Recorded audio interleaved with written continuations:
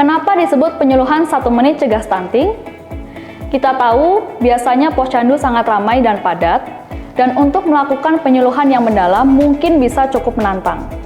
Dengan jumlah sasaran yang cukup banyak, akhirnya penyuluhan juga tidak bisa terlalu lama, sasaran pun kurang fokus mendengarkan apalagi di situasi yang ramai.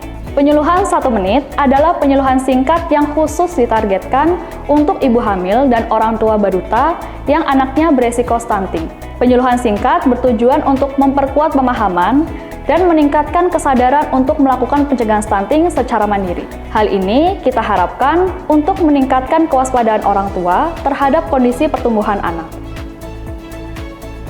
Bayangkan jika di satu posyandu terdiri dari 30 baduta dan masing-masing baduta harus dilakukan penyuluhan selama 5 menit. Maka akan menghabiskan waktu sekitar 2,5 jam. Namun, jika penyuluhan hanya sekitar 1 atau 2 menit, maka hanya akan butuh menghabiskan waktu sekitar 30 menit sampai 1 jam. Lembar penyuluhan 1 menit ini digunakan untuk mempermudah kader ketika melakukan penyuluhan di langkah 4 posyandu.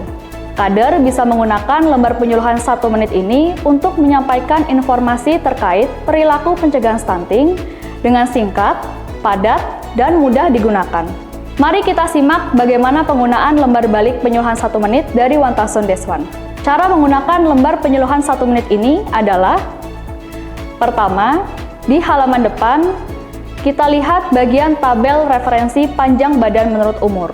Tabel referensi ini berisikan informasi yaitu umur anak dalam bulan dari umur 0 hingga 24 bulan. Referensi standar panjang badan menurut umur untuk anak perempuan dan laki-laki.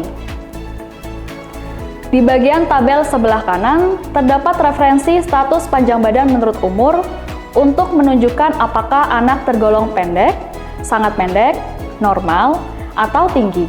Kedua, tentukan status panjang badan anak menurut umur penuh dengan melihat tabel referensi panjang badan apakah pendek atau normal. Tentukan apa jenis kelaminnya, lalu berapa umur penuhnya, dan lihat angka di kolom tersebut apakah panjang badan anak ada di bawah, di atas, atau tepat di angka tersebut. Pada tabel ini, kita hanya menggunakan kolom -2 standar deviasi sebagai acuan, karena jika panjang badan berada di bawah -2 standar deviasi, statusnya tergolong pendek dan anak perlu untuk segera dilakukan intervensi. Contohnya, anak perempuan, umur 12 bulan, panjang badannya 68 cm. Kita pilih kolom warna merah muda untuk perempuan dan pilih baris dari kolom umur 12 bulan. Angka yang ada di kolom -2 standar deviasi adalah 68,9 cm.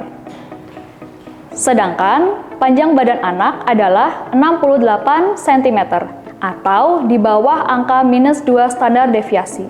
Maka status panjang badan anak adalah pendek. Contoh lainnya, anak laki-laki umur 3 bulan, panjang badannya 57,3 cm.